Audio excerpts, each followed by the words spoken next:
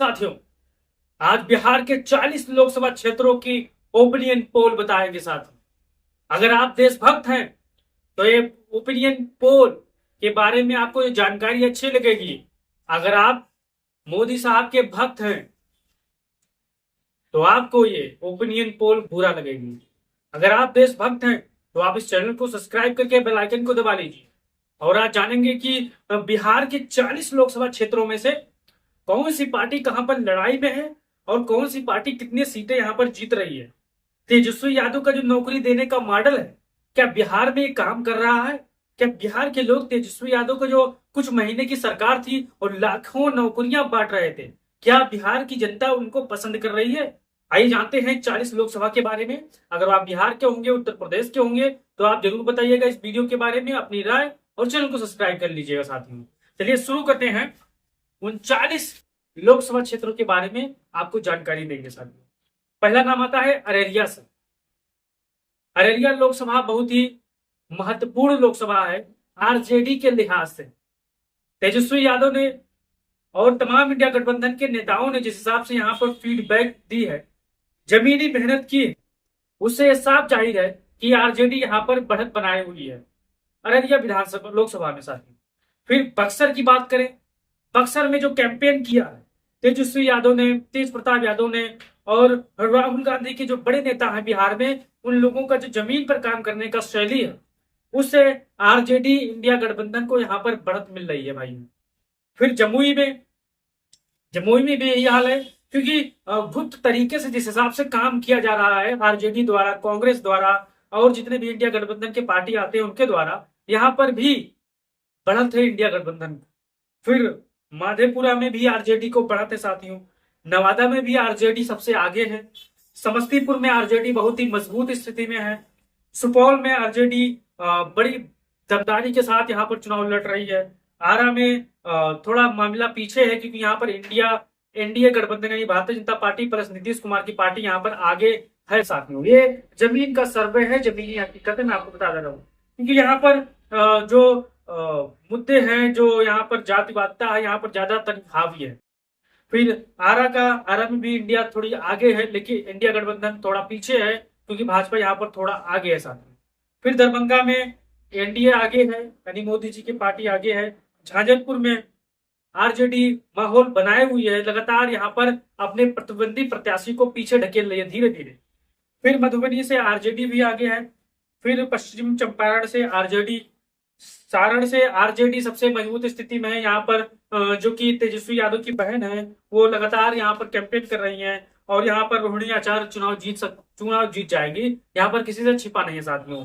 फिर आगे नाम आता है उजियारपुर में भी आरजेडी जिस हिसाब से लालटेन यहाँ पर लोगों को दिखा रही है, जो नौकरी देने का भाव है तेजस्वी यादव का कुछ महीने में, वो जनता के सिर चढ़कर बोल रहा है और लोग तेजस्वी भैया और इंडिया गठबंधन की तरफ बड़ी मजबूती के साथ जोड़ रहे हैं साथियों। जैसा होता नहीं है नदी में जब बाढ़ आती है तो एक तरफा लहरें आती है, उसी हिसाब से यहाँ पर वो माहौल है।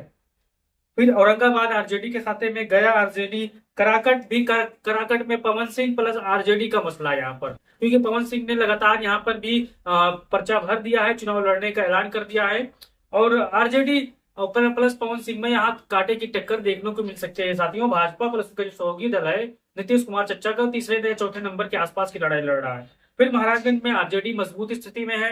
पाटलिपुत्र में आरजेडी मजबूत स्थिति में है। सासाराम से आरजेडी, वैशाली से बीजेपी थोड़ी मजबूत स्थिति में है, क्योंकि चुनाव यहाँ पर जो मैनेजमेंट है उनका बूथ का काफी यहाँ पर काम कर रहा है उनका।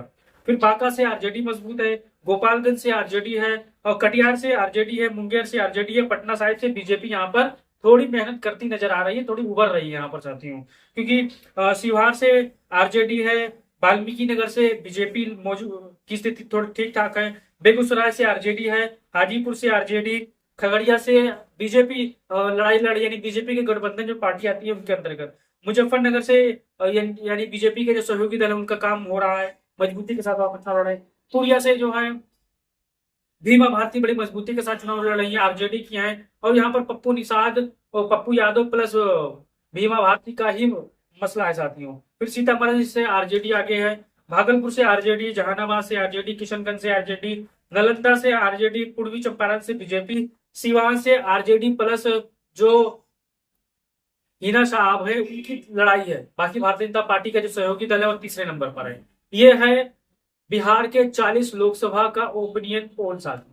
यहाँ पर तेजस्वी यादव ने जो काम करके दिखाया है, जो नौकरी के मुद्दे पर यहाँ के लोगों को जोड़ा है, जो नौकरी बेरोजगार के मुद्दे पर लोगों को नौकरियां बांटी हैं पिछले कुछ महीनों से सरकार में रहकर, उसे भारतीय जनता पार्टी और उनके सहयोगी दल काफी हताश हैं और निराश है। इसीलिए आनंद फानन में नीतीश कुमार ने भारतीय जनता पार्टी का पल्ला एक बार फिर से जाकर पकड़ लिया है। कहीं उनको मन ही मन में शक था, कहीं आरजेडी वाले तेजस्वी यादव की कहीं जो ब्रांड है सबसे ज्यादा कहीं वो होने ना लगे, प्रचार ज्यादा ना होने।